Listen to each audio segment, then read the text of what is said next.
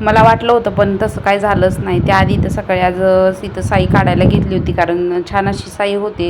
चुलीवर छान दूध तापतं, पण पातेलं काळं होतं. त्याने माझा खूप टाईम लागतो भांडी घासायला, कारण आता काय करणार, चुलीवरच मी 2 टाईम स्वयंपाक करते. आता चालूच आहे गॅसचं. त्यामुळं त्यानंतर काल मामांनी कपं आणले होते, मग नवीन कपाचं उद्घाटन केलं. इथं काल रतिबाचं दूध नेलं नाही, त्यामुळे त्याला साई आली होती, मग ती काढून घेतलं, उरलेलं दहीत ओतलं.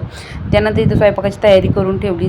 भाजी करायची होती वांग्याची, त्यामुळे वांग्याचं वाटण काढलं. खिचडी करायची होती, आत्यांना उपवास होता, त्यामुळे खिचडीची तयारी करून ठेवली.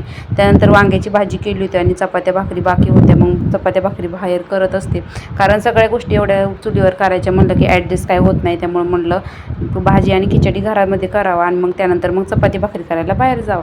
मग असं आजचा दिवस माझा बिझी जात आहे सध्या तर, कारण रानामध्ये कांदे चालू आहे आणि रानामध्ये कामाला माणसं आहेत, त्यामुळे त्यांचासुद्धा स्वयंपाक करावा लागतो मला 2 टाईम. आणि त्यामुळे मग इथं चुलीवर छान अशा भाकरी सुद्धा होतात, कडक अशा छान मस्त भाकरी होत्या. ज्वारीच्या बाजरीच्या शिवला चपाती केली होती, तूप लावून काही चपात्या केल्या. त्यानंतर इथं रात्रीचा भात होता, तो गरम केला छान असा, आणि छान अशी वांग्याची भाजी झाली होती. त्यानंतर इथं मग दुपारी कैरी खायला घेते, खूप दिवसांनी खाली आणि मला खूप आवडते. तुम्हाला आवडते का मला नक्की कमेंट करून सांगा.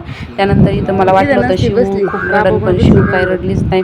छान अशी तिने कटिंग करून दिली. आता गरमीमुळे खूप गरम होतं केसाने, त्यामुळे मग इथं तिचा आज टक्कल करायला घेतला. कसा वाटतंय शिवचा लुक मला नक्की कमेंट करून सांगा. आणि आजचा दिवस माझा असाच गेला. तुम्हाला कसा वाटला माझा मिनी ब्लॉग हे मला नक्की कमेंट करून सांगा. आपल्या जर चॅनलवर तुम्ही नवीन असाल तर चॅनलला सबस्क्राईब करायला विसरू नका. चला भेटूया नेक्स्ट व्हिडिओमध्ये. इथेच एंड करते. Bye bye.